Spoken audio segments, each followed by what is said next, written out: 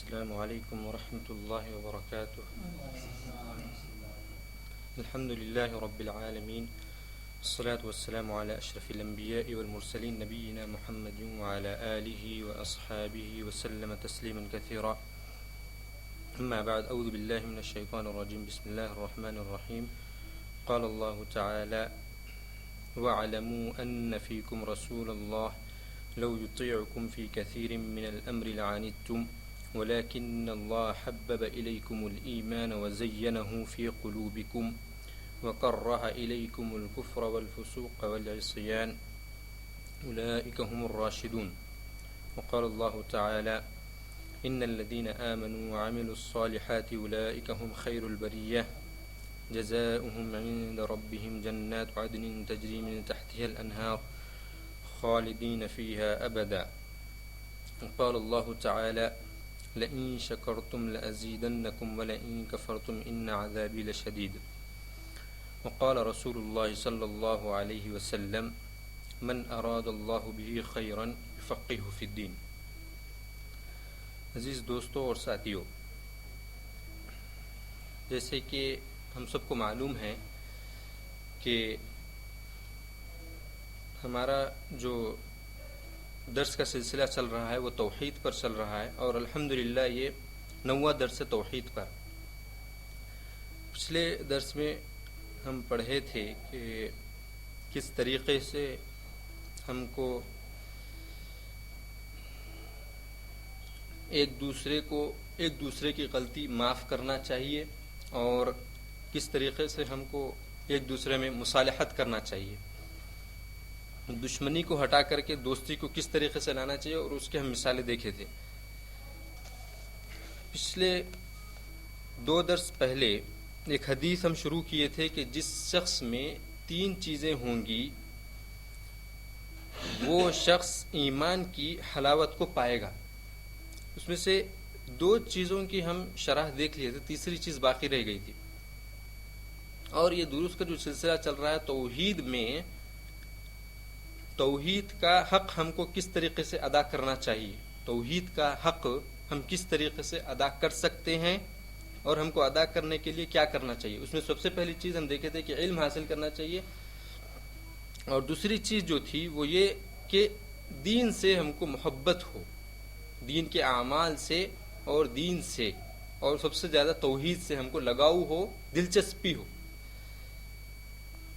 3 چیزیں جس حدیث کو، جو حدیث صحیحین میں ہے، یعنی صحیح بخاری اور صحیح مسلم میں انس رضی اللہ تعالیٰ عنہ سے روایت ہے، جس شخص کے اندر 3 چیزیں ہوں گی وہ شخص، اور شخص سے مراد مسلمان، صرف شخص نہیں، مسلمان، جس مسلمان کے اندر 3 چیزیں ہوں گی وہ ایمان کی حلاوت کو حاصل کرے گا۔ سب سے پہلی چیز تھی کہ اللہ اور رسول اللہ صلی اللہ علیہ وسلم سے زیادہ کوئی اور چیز اس کے پاس محبوب نہ ہو، یعنی وہ کسی اور چیز کو رسول اللہ صلی اللہ علیہ وسلم اور اللہ تعالیٰ سے زیادہ پسند نہ کرے۔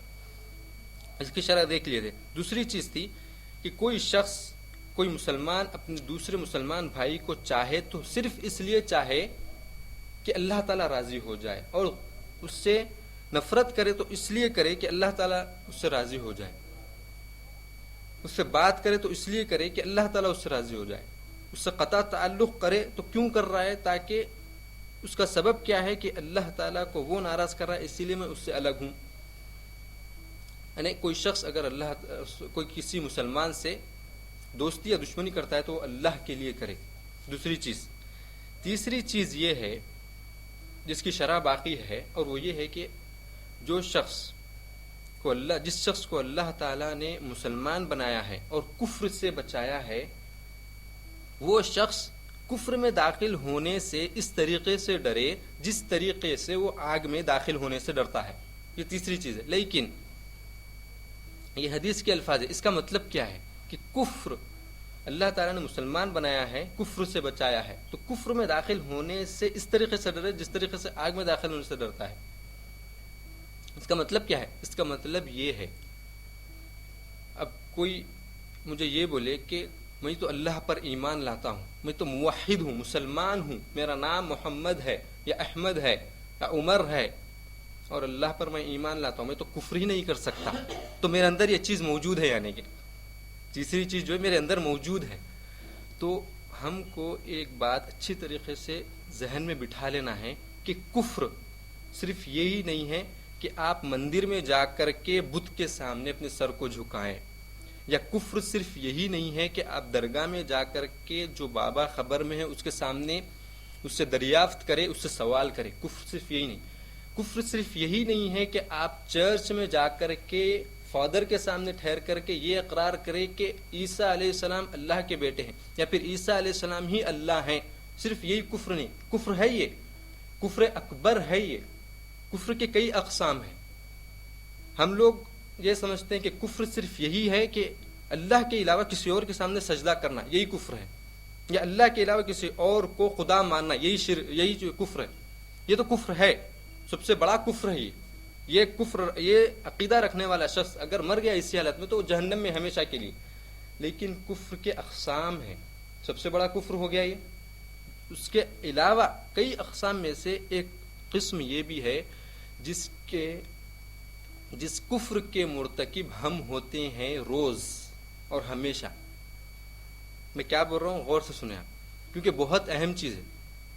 ہم سب یہ کفر کرتے ہیں، ہم سب یہ کفر کرتے ہیں، اور وہ کفر یہ ہے کہ اللہ تعالیٰ کی نعمتوں کو حاصل کرنے کے بعد اللہ تعالیٰ کے ساتھ یا اللہ تعالیٰ کی نافرمانی کرنا.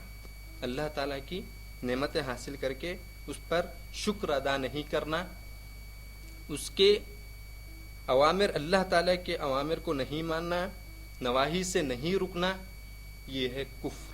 لیکن یہ کفر اکبر نہیں ہے، لیکن یہ بھی کفر میں داخل ہے. اور یہاں پر کوئی شخص یا کوئی مسلمان یہ بولے کہ میں کفر نہیں کرتا، تو اس کے لیے یہاں پر سبق یہ ہے کہ کفر سجدہ نہیں کرتے آپ صحیح ہیں، لیکن کیا آپ اللہ کی نعمتیں حاصل کرنے کے بعد اللہ تعالیٰ کا کما حقہ جس طریقے سے شکر ادا کرنا چاہیے، کیا آپ شکر ادا کرتے ہیں یا نہیں؟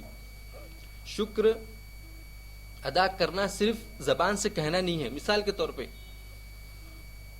مجھے گاڑی مل گئی، گاڑی خرید لیا میں، کوئی شخص کوئی گاڑی خرید لے مسلمان اور یہ کہے الحمدللہ میں اللہ کا شکر ادا کرتا ہوں. اس کے بعد فجر کی نماز نہیں، ظہر کی نماز نہیں، عصر کی نماز نہیں، مغرب کی نماز ہو رہی وہاں پر اور گاڑی میں بیٹھ کے سو رہے ہیں صاحب. کیا بولے تو اللہ کا شکر ادا کر رہا ہوں میں. آپ کو معلوم ہوگا، آپ کئی وقت دیکھے ہوں گے گاڑیوں میں لوگ سوتے رہتے نماز کے وقت. کیا ہلو جو ہے نا اے سی کھول لے تو سو جاتے، کوئی بھی آئے تو دیکھتے، اگر انہیں دیکھا تو ہلو آنکھاں بند کر کے سو جاتے. دیکھے ہوں گے آپ. اور کئی وقت ہوتا ہے یہ اکثر پانڈا میں یا پھر ایسے ایریوں میں جہاں پر اکثر لوگ نہیں جاتے. یہ حقیقت ہے. تو کیا وہ شخص جو یہ کہے کہ میں گاڑی ملنے پر میں اللہ کا شکر ادا کر رہا ہوں اور نماز چھوڑ کے گاڑی میں خود سو رہے ہیں، کیا یہ شکر ادا کرنا ہوا اللہ کا؟ توحید پر ہے صحیح ہے، نماز چھوڑے تو کیا کرے؟ انہوں کفر کرے. کس کا کفر کرے؟ اللہ کی نعمت کا کفر کرے. اللہ کا انکار نہیں کیے، اللہ کی نعمت کا انکار کرے. اللہ کی نعمتوں پر شکر ادا کرنے کی کئی دلائل ہیں. آپ پوچھیں گے کیا دلیل ہے کہ اللہ کے نعمتوں پر شکر ادا کرنا ہے؟ اللہ تعالیٰ کا یہ قول سنیے. اللہ تعالیٰ ارشاد فرماتے ہیں لئن شکرتم لأزیدنکم وَلَئِن كَفَرْتُمْ إِنَّ عَذَابِي لَشَدِيدٌ. اگر تم لوگ، اللہ تعالیٰ فرماتے ہیں اگر تم لوگ، یہ بات جان لو، اگر تم لوگ میرا شکر ادا کرو گے لئن شکرتم لأزیدنکم، تو میں تمہاری نعمتوں میں اضافہ کروں گا، زیادتی کروں گا. وَلَئِن كَفَرْتُمْ، اور اگر تم لوگ ناشکری کیے، کفرتم، کفر کا لفظ اللہ تعالیٰ استعمال کیا اور کہے کہ یہاں کفر اکبر نہیں ہے. وَلَئِن كَفَرْتُمْ کا مطلب ہے نافرمانی کرنا، اللہ کی نعمتوں کو حاصل کر کے اس کا انکار کرنا. وَلَئِن كَفَرْتُمْ، اور اگر تم سرکشی کرو گے، کفر کرو گے، إِنَّ عَذَابِي لَشَدِيدٌ، تو یہ جان لو کہ میرا عذاب بہت شدید ہے. کیا مطلب اس کا؟ اس کا مطلب یہ ہے کہ اللہ تعالیٰ جو نعمت دیے ہیں، اللہ تعالیٰ جو نعمت دیے ہیں ہم کو، وہ نعمت اللہ تعالیٰ چھین بھی سکتے ہیں. لیپ ٹاپ اگر آپ کو دیے ہیں اور اس لیپ ٹاپ کا جو نعمت جو ہے اس کا حق آپ اللہ کی نافرمانی میں نہیں بلکہ نافرمانی میں استعمال کر رہے ہیں، اللہ کا شکر ادا نہیں کر رہے ہیں، اللہ کی اطاعت کرتے ہوئے اس کو استعمال نہیں کر رہے ہیں، تو یہ ہم کو جان لینا چاہیے، یہ ہم کو جان لینا چاہیے کہ اللہ تعالیٰ اگر لیپ ٹاپ دے بھی سکتے ہیں تو چھین بھی سکتے ہیں، اور چھین اس طریقے سے سکتے ہیں کہ باہر چور لے لے گا، جو پھر رہے نا آج کل وہ لے گئے۔ اللہ تعالیٰ ہم سب کو محفوظ رکھے، لیکن بتانے کا مقصد یہ ہے کہ نعمت کو حاصل کر کے اس کے اوپر شکر ادا کرنا چاہیے، یہاں پر یہ مطلب ہے۔ مثال کے طور پہ کس طریقے سے ہم کو نعمت کا شکر ادا کرنا چاہیے، ایک مثال میں دیتا ہوں بس، اور وہ ہے وقت۔ وقت ایک نعمت ہے، وقت جو ہے ایک نعمت ہے جو ہم کو، بعض لوگوں کو کم مقدار میں ملتی ہے اور کسی کو کثیر مقدار میں ملتی ہے، بہت زیادہ مقدار میں۔ وقت جو ہے ایک نعمت ہے، اب اس کو ہم کس طریقے سے شکر ادا کر سکتے ہیں، اور کس طریقے سے وقت کی نعمت ملنے کے باوجود ہم اللہ تعالیٰ کے ساتھ کفر کرتے ہیں۔ اللہ تعالیٰ نے مثال کے طور پہ ہم کو، اللہ تعالیٰ نے پڑھایا، ہم کو موقع دیا کہ ہم پڑھیں، اسکول میں، یونیورسٹی میں، کالج میں پڑھ کے فارغ ہوئے، ٹھیک ہے، اس کے بعد جاب دلائے اللہ تعالیٰ، ٹھیک ہے، اس کے بعد کمپیوٹر چلانا سکھائے، لیپ ٹاپ چلانا سکھائے، انٹرنیٹ کس طریقے سے استعمال کرنا ہے وہ سب سکھائے۔ اب آپ کو جاب بھی مل گیا، الحمدللہ جاب چل رہا ہے، اللہ تعالیٰ کی نعمت ہے۔ جاب ملنے کے بعد جاب کا جو وقت ہے، اس کے بعد جاب سے فارغ ہونے کے بعد کا جو وقت ہمارے پاس رہتا ہے، وہ وقت میں ہم کس طریقے سے اللہ تعالیٰ کا شکر ادا کرتے ہیں۔ کیا ہم جاب سے فارغ ہونے کے بعد گھر پہ آ کر کے یا پھر گاڑی میں بیٹھ کر کے کمپیوٹر کو یا لیپ ٹاپ کو استعمال کرتے ہوئے کیا ہم اللہ تعالیٰ کے دین کی تبلیغ کر رہے ہیں، جبکہ اللہ تعالیٰ نے آپ کو موقع دیا ہے، اللہ تعالیٰ نے آپ کو موقع دیا ہے کہ آپ اپنے بچپنے میں یا پھر اپنے پڑھائی کے عمر میں دین کو نہیں سیکھ سکے یا دین کو نہیں سمجھ سکے، تو کیا آپ کے پاس جب اللہ تعالیٰ نے نعمت دی ہے وقت کی، تو کیا آپ وہ نعمت کو علم سیکھنے میں یا علم دوسروں کو سکھانے میں یا علم کو پھیلانے میں، اس طرح کیا آپ اس وقت کو استعمال کر رہے ہیں؟ مثلا آپ انٹرنیٹ پر بیٹھے ہوئے ہیں، اور میں جو مثالیں شروع سے جو مثالیں میں دیتا ہوں اور ابھی بھی جو مثالیں میں دے رہا ہوں، یہ جنریشن کے حساب سے دے رہا ہوں۔ اگر میں آپ کو بولوں کہ آپ کیا لیٹر لکھتے ہیں تو آپ بولیں گے لیٹر کا زمانہ گیا مولوی صاحب، آپ بہت دور ہے۔ حقیقت ہے، وہ لیٹر آج کوئی استعمال نہیں کرتا، الا یہ کہ بہت ہی ضروری چیزوں میں۔ مثال کے طور پہ آپ لیپ ٹاپ پہ بیٹھے ہوئے انٹرنیٹ استعمال کر رہے ہیں، اب آپ کس طریقے سے دین کی مدد کریں گے؟ آپ کے پاس ٹائم ہے، آپ بیٹھے ہوئے ہیں، آپ اگر یوٹیوب پر ہیں اور کوئی اسلامی ویڈیو اگر آپ دیکھ رہے ہیں، کوئی بھی اچھا جو ہے، اگر آپ دین کو تبلیغ کرنا چاہتے ہیں تھوڑے سے وقت میں، زیادہ تعداد میں، کیونکہ انٹرنیٹ ایک ایسی چیز ہے جہاں پر آپ دین کی تبلیغ گھر بیٹھے کروڑوں لوگوں تک پہنچا سکتے ہیں، اور آپ کو معلوم بھی نہیں ہوتا کہ کون اس سے فائدہ اٹھایا ہے، کس طریقے سے آپ کو ثواب ملا ہے۔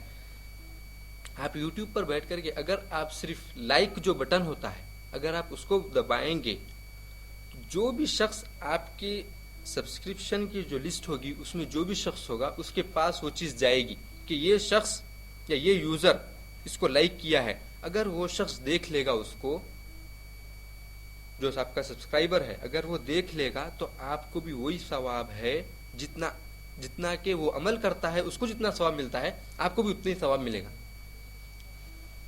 انٹرنیٹ پر جیسے مثال کے طور پہ یہ تو یوٹیوب کا ہو گیا، ٹویٹر سے آپ دین کو پھیلا سکتے ہیں، فیس بک سے آپ دین کو پھیلا سکتے ہیں، اور ایک اہم چیز، ای میل کے ذریعے سے آپ کے جتنے فرینڈس کی ای میلز ہیں ان سب کو لے کر کے آپ کوئی بھی چیز اسلام کی پھیلا سکتے ہیں۔ بعض لوگ بولتے ہیں کہ بھائی اسلام کے ویڈیو میل کے ذریعے سے بھیجنے سے کس کو معلوم کہ انہوں دیکھ رہے ہیں کہ نہیں دیکھ رہے ہیں؟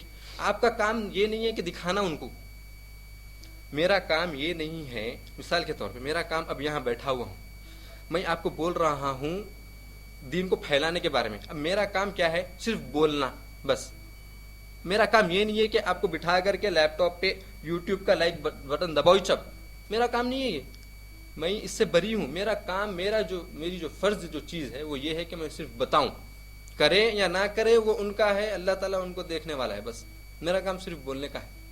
اور ویسے ہی آپ کا کام دین کو اگر پھیلانا ہے تو آپ کا کام صرف یہ نہیں ہے کہ کتنے یوزرز دیکھ رہے ہیں، میں جتنوں کو بھیجا سب کو فون کر کے پوچھوں گا دیکھے نہیں دیکھے، دیکھو نہیں تو، یہ آپ کا کام ہی نہیں ہے. آپ کا کام صرف یہ ہے کہ آپ بھیجو، بس دین کی تبلیغ کرو. بتانے کا مقصد اللہ تعالیٰ نے وقت کی جو نعمت آپ کو دی ہے، وقت کی جو نعمت آپ کو دی ہے اس کو صحیح طریقے سے ہم کو استعمال کرنا چاہیے. اگر ہم صحیح طریقے سے استعمال کریں گے تو اللہ تعالیٰ ہمارے وقت میں برکت دے گا. اور اگر ہم لئن شکرتم لازیدنکم ولئن کفرتم، اور اگر ہم اس وقت کو لے کر کے اللہ تعالیٰ کی نافرمانی میں لگائیں گے تو پھر ان عذابی لشدید، تو اللہ تعالیٰ وہ جو وقت جو آپ کو دے رہے نا وہ آپ سے چھین لیں گے، آپ کو دنیا میں مشغول کر دیں گے، پھر آپ کو دنیا میں مشغول کر دیں گے. اور واللہ اللہ تعالیٰ کی قسم کھا کے بتلا رہا ہوں، اور قسم اس لیے کھا رہا ہوں تاکہ آپ کو اس چیز کے بارے میں احساس ہو. کیا چیز؟ آج دنیا میں لوگ جس طریقے سے مشغول ہو گئے ہیں، اور ہم سب کو معلوم ہے ہم بھی کتنے مشغول ہیں، ہم کتنا اہم وقت نکال کر کے یہاں پر آئے ہیں، ہم سب کو معلوم ہے. لیکن یہ اللہ تعالیٰ کا فضل ہے کہ ہم کو یہاں پر جمع کیے ہیں. ہمارے بس کی بات نہیں ہے یہ، ہمارے بس کی بات نہیں ہے کہ ہم یہاں پر آئیں، ہم سوچ بھی نہیں سکتے یہاں آنے کا. لیکن اللہ تعالیٰ نے اسباب بنائے ہیں اپنے فضل و کرم سے. کتنے کروڑوں لوگ ہیں جس کے پاس وقت ہے پھر بھی باہر ٹھہرے ہوئے ہیں، یا پھر انٹرنیٹ کیفے میں بیٹھ کر کے اپنا ٹائم ویسٹ کر رہے ہیں، یا پھر سو کر کے اپنا ٹائم ویسٹ کر رہے ہیں. تو یہ جو نعمت ہے نا، اس کو ضائع ہونے سے پہلے، وقت کی جو نعمت ہے اس کو اللہ تعالیٰ اگر چھین لے، اس سے پہلے، چھیننے سے پہلے اس کو صحیح طریقے سے استعمال ہم کو کر لینا چاہیے. اب میں ہر ایک نعمت کی مثال نہیں دوں گا، مثال میں جو ہے نا وقت کی دے چکا ہوں. بتانے کا مقصد ہم کو نعمتوں کو استعمال کر کے اللہ تعالیٰ کی اطاعت کرتے ہوئے اس کا شکر ادا کرنا چاہیے. اللہ تعالیٰ کی نعمتوں کو کفر میں استعمال نہیں کرنا چاہیے. اس حدیث میں رسول اللہ صلی اللہ علیہ وسلم یہ چیز ہم کو بتلانا چاہتے ہیں. کوئی بھی عمل دین کا، کوئی بھی عمل جو دین کا یا دنیا کا جو بھی نیک کام ہے، آپ اس کام کو یا اس عمل کو جب تک آپ نہیں کر سکتے، جب تک کہ آپ کے اندر اس عمل سے محبت نہ ہو جائے. آپ کوئی بھی دین کا عمل جب تک نہیں کر سکتے جب تک کہ آپ کو اس عمل سے محبت نہ ہو. اور محبت ڈالنا بھی دل میں کسی چیز کے لیے، کسی عمل کے لیے محبت ڈالنا بھی یہ اللہ تعالیٰ کے ہاتھ میں ہے. کیا اسلام کی محبت ہمارے دلوں میں ہے؟ کیا اللہ تعالیٰ نے اسلام کی محبت ہمارے دل میں ڈالی ہے؟ یہاں پر جو ہم درس میں بیٹھے ہوئے ہیں یہ ایک نیک کام ہے، بہت عظیم کام ہے. تو کیا اس چیز کی محبت ہمارے دل میں اللہ تعالیٰ نے ڈالا ہے یا نہیں ڈالا ہے؟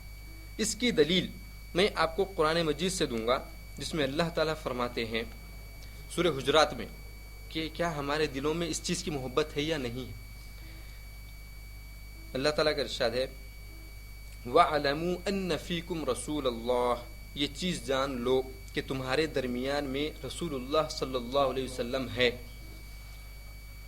لَوْ يُطِيعُكُمْ فِي كَثِيرٍ مِّنَ الْأَمْرِ، اگر رسول اللہ صلی اللہ علیہ وسلم تمہارے کئی چیزوں کی اطاعت ہم ان سے کرائیں، تمہارے باتوں کی کئی چیزوں کی اطاعت اگر وہ تمہاری اطاعت کریں، لَعَنِتُّمْ، تو تم پریشان ہو جاؤ گے. لَعَنِتُّمْ وَلَكِنَّ اللَّهَ، یہاں پر اصل ہے جو چیز میں بتلانا چاہ رہا ہوں نا کہ اللہ تعالیٰ نے کیا ایمان کی محبت ہمارے دل میں ڈالی ہے یا پھر نیک اعمال کی محبت کیا ہمارے دل میں ڈالی ہے. ہم فجر کی نماز کو ہماری نیند توڑ کر کے، گہری نیند، ٹھنڈک میں ٹھنڈے پانی سے وضو کرنے کے لیے اٹھتے ہیں ہم، تو کیوں اٹھے ہیں؟ آخر کیا وجہ ہے کہ کیا ہمارے دل میں اس کی محبت ہے اسی لیے اٹھیں؟ کہ اللہ تعالیٰ نے اس کی محبت ڈالی ہے اسی لیے اٹھیں؟ جواب یہاں پر ہے وَلَكِنَّ اللَّهَ حَبَّبَ إِلَيْكُمُ الْإِيمَانَ، لیکن اللہ تعالیٰ نے تمہارے دلوں میں ایمان کی محبت ڈال دی. حَبَّبَ إِلَيْكُمُ الْإِيمَانَ، سورہ حجرات کی آیت ہے. حَبَّبَ إِلَيْكُمُ الْإِيمَانَ، تمہارے طرف اللہ تعالیٰ نے ایمان کی محبت ڈال دی ہے. وزینہ، صرف محبت ہی نہیں ڈالی بلکہ وزینہ فی قلوبکم، اور اس کے بعد اللہ تعالیٰ نے اس چیز کی اچھائی تمہارے دل میں پیوست کر دی ہے، ایمان کی اور نیک اعمال کی اچھائی اس کو تمہارے دلوں میں بٹھا دی ہے۔ ولیکن اللہ حبب الیکم الایمان وزینہ فی قلوبکم وکرہ الیکم الکفر، اور جو کفر ہے، جو نافرمانی ہے، جو کفر اکبر ہے، اللہ کا انکار کرنا یا اللہ تعالیٰ کے ساتھ کسی کو شریک کرنا، یہ جو کفر ہے، وکرہ الیکم الکفر، اس کی کراہیت تمہارے دلوں میں ڈال دی ہے۔ وکرہ الیکم الکفر والفسوق، صرف کفر ہی نہیں بلکہ فسوق، گناہوں کو، والفسوق والعصیان، اور نافرمانی کو، کفر کو، گناہوں کو اور نافرمانی۔ وکرہ الیکم الکفر والفسوق والعصیان اولئک هم الراشدون، جس شخص کے دل میں، اور ہم کو ہمارے دلوں کے بارے میں معلوم ہے، اب میں جو بات بولنے جا رہا ہوں اس سے ہم اندازہ لگا لے سکتے ہیں کہ ہمارے دل میں کتنی محبت ہے۔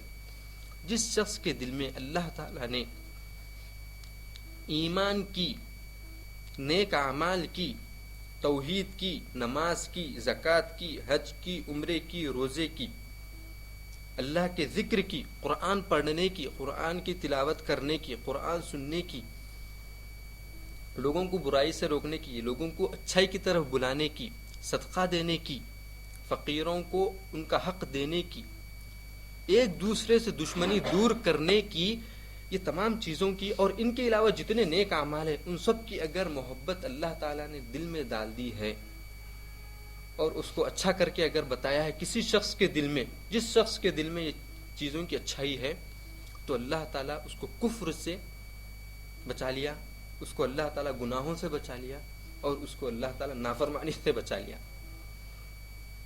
کفر سے بچا لیا، گناہوں سے بچا لیا، اور نافرمانی سے بچا لیا، خلاص۔ تو کیا اب ہم کو دیکھنا ہے کیا ہمارے دلوں میں ان تمام نیک اعمال کی محبت اور اس کی اچھائی ہمارے پاس موجود ہے یا نہیں؟ میں کسی سے سوال نہیں کر رہا ہوں کہ آپ جواب دو، میں صرف بتا رہا ہوں کہ ہم کو اپنے دلوں میں ٹٹولنا ہے، مجھے میرے دل میں ٹٹولنا ہے کہ یہ چیز موجود ہے یا نہیں ہے، اور ہم سب کو ہمارے دلوں کے بارے میں اچھی طریقے سے معلوم ہے۔ اللہ تعالیٰ ہم اپنے لوگوں سے ہم چھپا سکتے ہیں لیکن اللہ تعالیٰ سے نہیں چھپا سکتے۔ جتنا آپ کا دل صاف ہوگا اتنا ہی آپ اللہ سے قریب ہوں گے، جتنا دل میں آپ کے بغاوت، سرکشی اور گناہ موجود ہوں گے نا، اتنا ہی آپ اللہ تعالیٰ سے دور رہیں گے۔ تو بتلا میں یہ رہا تھا کہ جس عمل کو آپ، کسی بھی عمل کو آپ جب تک نہیں کر سکتے جب تک کہ آپ کے دل میں اس چیز کی محبت نہ ہو، اور میں دلیل دے چکا ہوں قرآن سے۔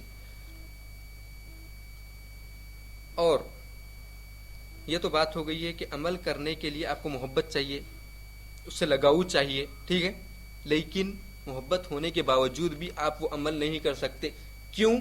جب تک کہ آپ کو اس عمل کی پیچھے آپ کو کیا بدلہ ملنے والا ہے، اس عمل کا کیا جزا ملنے والا ہے آپ کو، یہ جب تک آپ کو نہیں معلوم ہوگا آپ وہ بھی عمل نہیں کر سکتے، خواہ آپ کے دل میں اس کی محبت ہی کیوں نہ ہو۔ کیوں؟ کیونکہ آپ کو وہ چیز پسند ہے، لیکن آپ کو یہ نہیں معلوم ہے کہ اگر میں یہ کروں گا تو اس کا بدلہ کیا ملنے والا ہے۔ مثلا جاب کرنا ہر ایک کو پسند ہے، ہم میں سے ہے کہ نہیں ہے؟ کیوں پسند ہے؟ کیونکہ اس کے پیچھے کیا ریزن ہے؟ پیسہ ملتا ہے کہ نہیں؟ یہ حقیقت ہے، اور ہر ایک کو پیسے کی ضرورت ہے، اللہ تعالیٰ نے بنایا ہی ہے، علم دیا ہے تو پیسے کمانے کے لیے، عمل کرنے کے لیے۔ لیکن آپ کو عمل سے محبت ہے اس وجہ سے، کیونکہ اس کے پیچھے آپ کو معلوم ہے کہ مجھے مہینہ ختم ہونے کے بعد پیسے ملنے والے ہیں جس کے ذریعے سے میں زندگی گزاروں گا، تو آپ وہ عمل کو، صبح ہو، سر میں درد ہو کہ نہیں ہو، آپ اٹھ کے جاتے سردی ہو کہ نہیں ہو، بخار ہو کہ نہیں ہو، جاتے آپ کیوں گئے؟ کیونکہ آپ کو معلوم ہے اس کے پیچھے بدلہ کیا ہے۔ نہیں گئے تو میری سیلری کٹنے والی، یہی معلوم آپ کو، اسی لیے آپ جاتے کیسا بھی۔ تو اب کیا، یہ مثال کے ذریعے سے ہم سمجھیں گے کہ کیا اسلام کے ہر کام کے پیچھے کوئی ہم کو جزا ملنے والا ہے, بدلہ ملنے والا ہے کیا؟ بہت اہم چیز ہے یہ, کیونکہ ہم عمل سے, اور واللہ ہم عمل سے دور جبھی ہوتے ہیں, ہم نماز سے یا پھر اللہ کے ذکر سے یا پھر لوگوں کو برائی سے روکنے سے یا پھر لوگوں کے ساتھ اچھائی کرنے سے یا پڑوسیوں کے ساتھ اچھائی کرنے سے ہم اسی وقت دور ہوتے ہیں جب ہم کو معلوم نہیں رہتا یا پھر ہمارے ذہن سے وہ چیز نکل جاتی کہ اس کے اگر میں یہ کروں گا, نماز پڑھوں گا تو مجھے کیا فائدہ ہے, پڑوسی کا حق ادا کروں گا تو میرا کیا فائدہ ہے. والدین کے ساتھ اگر میں اچھائی کروں گا, والدین کی اطاعت کروں گا تو اس کا کیا بدلہ ہے, اگر یہ نہیں معلوم ہے تو وہ شخص نہیں کرے گا. اور ہماری پریشانی یہی ہے, ہم عمل سے دور کیوں ہوتے ہیں, ہم اسلام کو کیوں شدید سمجھتے ہیں اور کیوں اس کے عمل کو بہت ہی عظیم سمجھتے ہیں, یعنی عمل کرنے میں بہت ہی خطرناک سمجھتے ہیں. کیوں؟ کیونکہ ہم کو معلوم نہیں ہے کہ اس کے پیچھے بدلہ کیا ہے, ہم کو اس کا مزہ نہیں ہے. مثلا جب میں آپ کو 2 مثالیں دوں گا, صرف آپ کو 2 مثال کے ذریعے سے بتلاؤں گا کہ آپ کو کس طریقے سے عمل کر سکیں گے آپ محبت ہونے کے باوجود بھی جب آپ کو اس کا بدلہ معلوم ہوگا. مثلا 2 چیزیں, ایک ہے قرآن پڑھنا اور ایک ہے اللہ کا ذکر کرنا, جو کہ ہم بہت کم کرتے ہیں. حقیقت ہے واللہ ہم بہت کم کرتے ہیں. قرآن ہم بہت کم پڑھتے ہیں اور اللہ کا ذکر ہم بہت کم کرتے ہیں, بہت ہی کم. کتنے وقت دن میں 24 گھنٹے میں ہم استغفر اللہ بولتے ہیں, کتنے وقت ہم دن میں لا الہ الا اللہ بولتے ہیں, نماز اور اذان کو چھوڑ کر کے کہہ رہا ہوں. کتنے وقت ہم سبحان اللہ کہتے ہیں دن میں 24 گھنٹے میں, کتنے وقت ہم اللہ اکبر کہتے ہیں, سبحان اللہ والحمد للہ ولا الہ الا اللہ, کتنے وقت لا حول ولا قوت الا باللہ, کتنے وقت ہم کہتے ہیں. ہماری زبان پر کب آتا ہے یہ؟ ریئر, بہت ہی ریئر, 24 گھنٹے میں. اور قرآن کی تلاوت ہم کب کرتے ہیں؟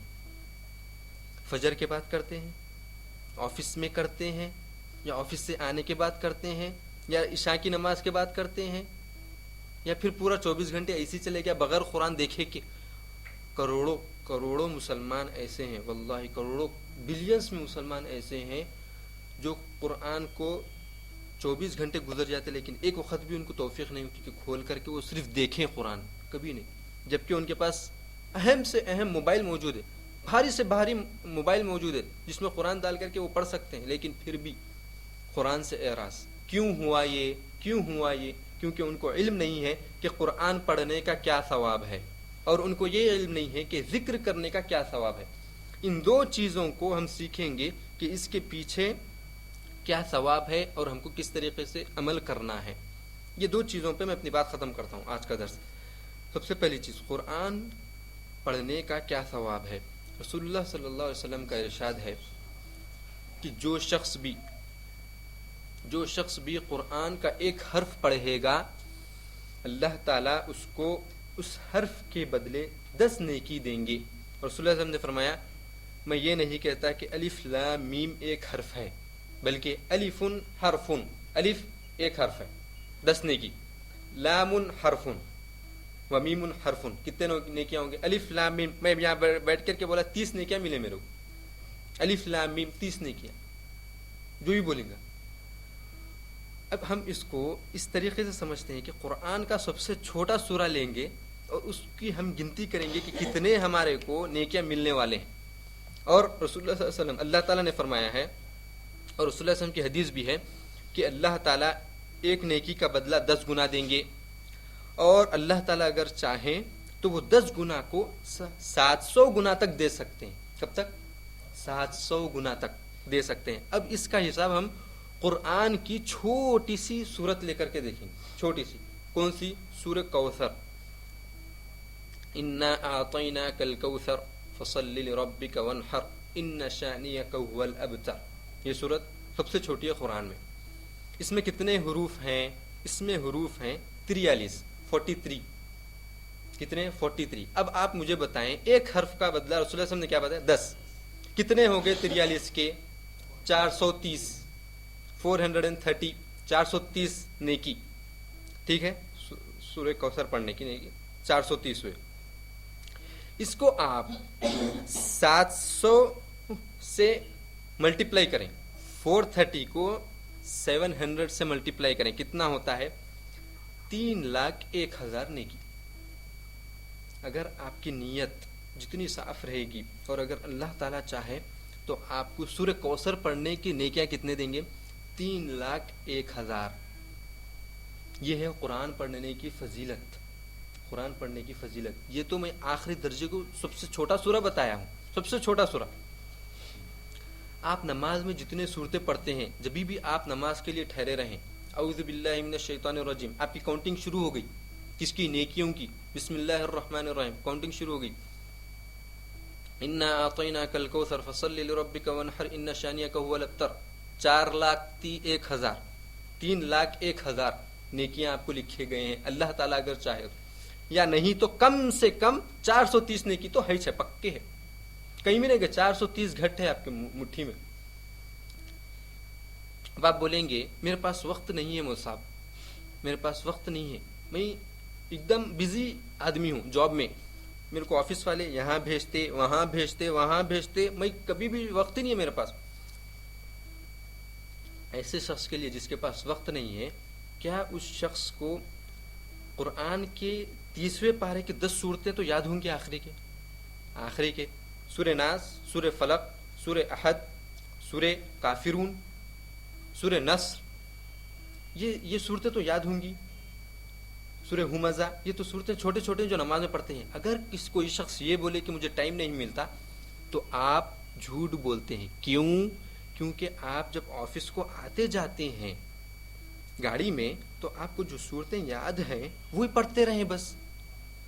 کوئی ضروری نہیں ہے کہ آپ قرآن کھول کر ہی آپ سورہ بقرہ پڑھنا پورا تو آپ کو وہ نیکیاں ہیں. یہ ہو گیا قرآن کی فضیلت.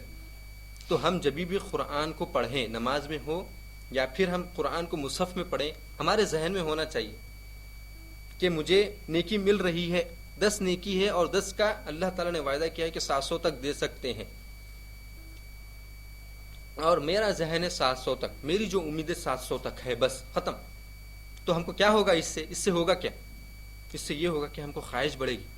ہماری جو قرآن پڑھنے کا جو عمل ہے اس سے محبت آئی پہلے، پھر اس کے بعد جب یہ ہم کو بدلہ معلوم ہوا تو ہم اس پر عمل کرنا شروع کریں. کیوں؟ کیونکہ ہم کو معلوم ہے کہ اس کا بدلہ کیا مل رہا ہے. یہ میں ٹائم ویسٹ نہیں کر رہا ہوں، اس کا بدلہ مجھے مل رہا ہے حق. اور جتنا زیادہ آپ کے اندر ایمان ہوگا نا اتنا ہی زیادہ آپ عمل کریں گے. جتنا ایمان کمزور ہوگا اتنا آپ عمل سے دور رہیں گے. یہ ہو گئی قرآن کی بات. دوسری اور آخری مثال، عمل کو آپ کس طریقے سے کر سکتے ہیں، خواہش کے ساتھ، محبت کے ساتھ، لگاؤ کے ساتھ، زبردستی کو نہیں. دوسری چیز کیا ہے؟ اللہ کا ذکر، جس سے ہم بہت غافل ہیں. اب آپ پوچھیں گے اللہ کا ذکر کس طریقے سے، کیا کیا چیزوں کے ساتھ کر سکتے ہیں؟ آپ پڑھ سکتے ہیں اللہ اکبر، پڑھ سکتے ہیں سبحان اللہ، پڑھ سکتے ہیں الحمدللہ، لا حول ولا قوت الا باللہ، استغفر اللہ، سبحان اللہ والحمدللہ ولا الہ الا اللہ واللہ اکبر.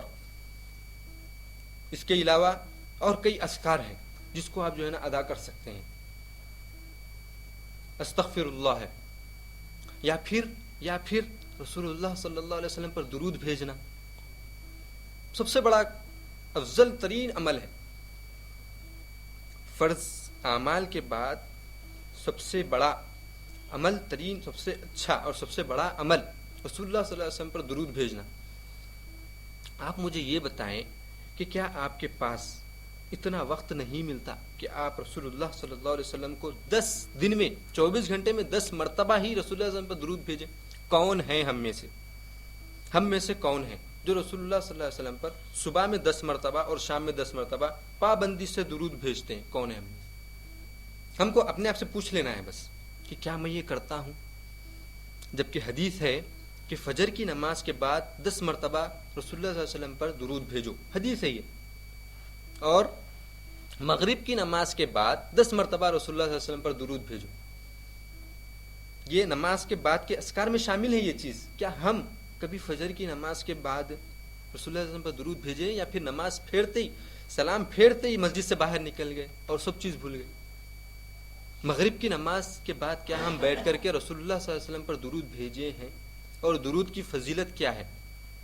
درود کی فضیلت یہ ہے کہ آپ کے دل میں جو بھی حاجت ہوگی نا، جو بھی پریشانی ہے، غم ہے، آپ پریشان ہیں، آپ کے دل میں غم ہے، آپ کے دل میں حاجت ہے، مجھے یہ کام ہونا ہے، آپ رسول اللہ صلی اللہ علیہ وسلم پر زیادہ سے زیادہ درود بھیجیں، اللہ تعالیٰ آپ کا کام آسان کرے. حدیث ہے،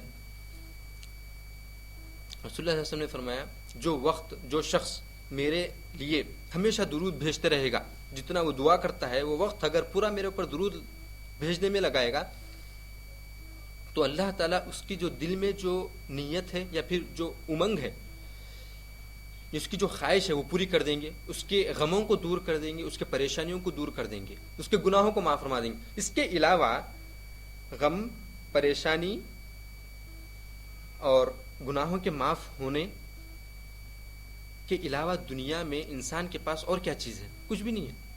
ہر بندہ چاہتا ہے کہ میرے گناہ معاف ہو، ہر بندہ چاہتا ہے کہ میرے غم دور ہو جائیں، ہر بندہ چاہتا ہے کہ میرے پریشانیاں دور ہو جائیں، ہر بندہ چاہتا کہ میری جو دل میں جو خواہش ہے وہ پوری ہو جائے. اگر ہم چاہتے ہیں تو رسول اللہ صلی اللہ علیہ وسلم پر کثرت سے درود بھیجیں. اللہ کا ذکر کرنے کی فضیلت یہ ہے. ایک حدیث میں آپ کو بتلا دیتا ہوں صرف رسول اللہ صلی اللہ علیہ وسلم کی. رسول اللہ صلی اللہ علیہ وسلم نے ارشاد فرمایا، اللہ تعالیٰ، یہ حدیث قدسی ہے، قدسی کا مطلب یہ اللہ تعالیٰ نے کہا ہے. اس حدیث کو اللہ تعالیٰ، رسول اللہ صلی اللہ علیہ وسلم نے اللہ تعالیٰ سے روایت کی ہے. اللہ تعالیٰ کا ارشاد حدیث قدسی میں، اذا ذکرنی ذکرتہ فی نفسی، اذا ذکرنی فی نفسی ذکرتہ فی نفسی. اللہ تعالیٰ فرماتے ہیں کہ کوئی بھی بندہ، کوئی بھی مسلمان اگر مجھے میرے دل میں یاد کرتا ہے تو میں بھی اس کو میرے دل میں یاد کرتا ہوں. آپ اس چیز کو جو ہے نا سمجھنے کی کوشش کریں، اس عظمت کو، اس چیز کی، اللہ کے ذکر کی عظمت کو، اس کی بڑائی کو سمجھنے کی کوشش کریں. اللہ تعالیٰ کیا فرما رہے ہیں کہ جو بندہ مجھے اپنے دل میں یاد کرتا ہے، آپ مجھے آپ کے دل میں اگر یاد کریں تو میں آپ کو یاد نہیں کروں گا کیونکہ مجھے معلوم ہی نہیں ہے. لیکن اللہ تعالیٰ کیا بدلا دے رہے ہیں؟ جب ہی دے رہے ہیں. اللہ تعالیٰ کیا کریں کہ جو شخص وہ اپنے دل میں مجھے اگر یاد کرے گا، مثال کے طور پہ آپ دل میں پڑھ رہے ہیں سبحان اللہ بحمدہ، دل میں پڑھ رہے ہیں آپ، تو اللہ تعالیٰ آپ کو یاد کریں گے اوپر. اذا ذکرنی فی نفسی ذکرتہ فی نفسی وَإِذَا ذَكَرَنِي، اور حدیث چل رہی، وَإِذَا ذَكَرَنِي فِي مَلَئٍ ذَكَرْتُهُ فِي مَلَئٍ خَيْرًا مِّنْ. اور اگر کوئی شخص میرا ذکر ایک مسلمانوں کی جماعت میں یا پھر لوگوں میں اگر کوئی کرے گا، لوگوں میں یا مسلمانوں کی جماعت میں اگر میرا ذکر کرے گا تو میں ذکرت فی ملئ خیرا من، تو میں اس کا ذکر ایک ایسی مجلس میں کروں گا جو وہ مجلس سے بہتر ہوگی، یعنی ملائکہ کے درمیان، فرشتوں کے درمیان میں. اب آپ سمجھیں کہ فلاں، آپ کا نام عارف صاحب لوگوں کے سامنے بیٹھ کر کے اللہ کا درس دے رہے ہیں، اللہ کے بارے میں بتلا رہے ہیں، اللہ تعالیٰ کے بارے میں سمجھا رہے ہیں عارف صاحب. تو اسی وقت، جس وقت وہ بتلا رہے ہیں، اسی وقت اللہ تعالیٰ نام لے کر کے فرشتوں کے سامنے ذکر کرتے ہیں. عارف کا ذکر ہوتا ہے کہاں پر؟ اللہ تعالیٰ فرشتوں کے درمیان میں کرتے ہیں. تو آپ ذرا سوچیں کہ کیا شرف ہے یہ اور کیا عظمت ہے اس عمل کا کہ اللہ تعالیٰ آپ کا نام لے رہے ہیں. یہ اللہ تعالیٰ نام لے رہے ہیں کوئی چھوٹی چیز نہیں ہے. اگر کوئی بادشاہ یا پھر کوئی امیر ہمارا نام لے لے تو ہم کو کئی دنوں تک نیند نہیں آتی. اچھا فلاں بادشاہ میرا نام لیے تھے. بادشاہ تو دور کی بات ہے، اگر کوئی مینیجر، جو بڑی کمپنیوں کے جو مینیجر ہوتے ہیں، اگر وہ ذکر کر دے کہ فلاں میرا امپلائی حامد، مثلا نام حامد بہت ہی اچھا ہے، تو جو حامد ہے نا، اگر وہ سن لے یہ بات تو اس کو کئی دنوں تک جو ہے نا آفس میں اس کے پیر نہ ٹکتے، ہوا میں رہتا ہوں. ارے میرا نام مینیجر لیے ہوتا کہ نہیں ہوتا؟ حقیقت میں ہوتا ہے. حقیقت میں آپ اسکول میں پڑھے ہیں، جب اسکول میں آپ کا نام لیا جاتا ہے لوگوں کے سامنے، بچوں کے سامنے، محمد عارف نمبر 1 کلاس میں آئے ہیں، تو انہوں 1 سال تک ہوا میں رہتے. میرا نام، میں فرسٹ ہوں، میرا نام پرنسپل لیے رہتے کہ نہیں؟ ہر ایک جنے. صرف انہوں ہی بول کے نہیں، ہر ایک جنے جو ہے نا ہوا میں رہتے. کیوں؟ کیونکہ سب سے بڑا آدمی جو ہے نا اسکول میں وہ آپ کا نام لیا ہے، اسی لیے. تو آپ سوچیں، دنیا والوں کو سب چھوڑ دیں، اللہ تعالیٰ نے آپ کا نام لیا ہے، آپ اس چیز کو ذہن میں رکھیں. اسی لیے اللہ کا ذکر ہم کو زیادہ کرنا چاہیے. اللہ تعالیٰ ہمارا نام لیں گے، اور اس کا مطلب کیا ہے کہ اللہ تعالیٰ آپ کے ساتھ ہوتے ہیں جب آپ ذکر کرتے ہیں. اس کا مطلب یہ ہے کہ جب آپ کے اوپر پریشانی آئے گی نا تو اللہ تعالیٰ آپ کو اکیلے نہیں چھوڑیں گے.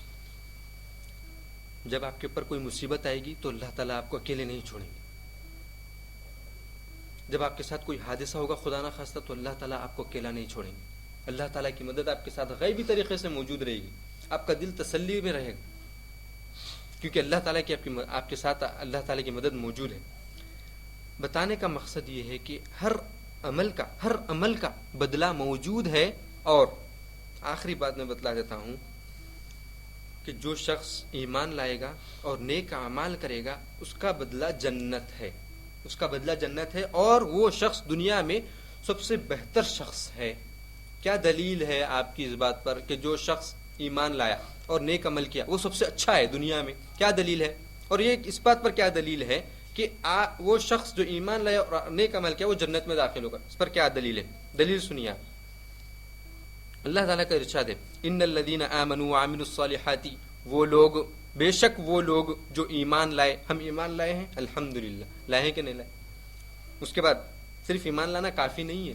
صرف ایمان لانا جنت میں داخل ہونے کے لیے کافی نہیں ہے. ان الذین آمنوا وعملوا الصالحات، اور نیک اعمال کرے. کیا ہم نیک اعمال کرتے ہیں؟ الحمدللہ استطاعت کے حساب سے کرتے ہیں. اگر ہم نہیں کرتے ہیں تو اللہ تعالی ہم کو کرنے کی توفیق عطا فرمائے. ان الذین آمنوا وعملوا الصالحات، جو لوگ ایمان لائے اور نیک اعمال کیے، اولئک هم خیر البریہ. اللہ تعالیٰ گواہی دے رہے ہیں. کوئی اسکول کے پرنسپل نہیں، کوئی آپ کے آفس کے مینیجر نہیں، کوئی بادشاہ نہیں دنیا کے. اللہ تعالیٰ گواہی دے رہے ہیں. کیا بول کے؟ کہ جو ایمان لائے اور نیک اعمال کیے وہ سب سے اچھے لوگ ہیں دنیا میں. خیر البریہ، بریہ کا مطلب ہوتا ہے مخلوق. تو خیر اچھی مخلوق ہے وہ. یہ ہو گئی دلیل میری اس بات پر جو لوگ ایمان لائے اور نیک عمل کرے وہ سب سے بہتر لوگ ہیں. یہ سورہ بینہ ہے. سورہ بینہ ہے جو 30ویں پارے میں جو سورہ ہے سورہ بینہ، اس کی آیت ہے. یہ اس کے آیت کے بعد اللہ تعالیٰ فرماتے ہیں جو لوگ ایمان لائے اور نیک عمل کیے وہ سب سے بہتر لوگ ہیں. اب ان کا بدلہ بھی ہونا چاہیے نا. آپ ایمان لائے اور نیک عمل کریں تو آپ کو بدلہ بھی تو ملنا چاہیے. تو اللہ تعالیٰ اس کے بعد بدلہ بتلا رہے ہیں سیدھا. کیا بدلہ ہے؟ جزاؤہم. جزا کا مطلب بدلہ. جزاؤہم، ان کا بدلہ کیا ہے؟ عند ربہم، ان کے رب کے پاس ان کا بدلہ یہ ہے جنات، ان کو جنتیں ملیں گی. کیسی جنتیں؟ جنات عدن تجری من تحتها الانہار، جس کی نیچے سے نہریں بہ رہی ہوں گی.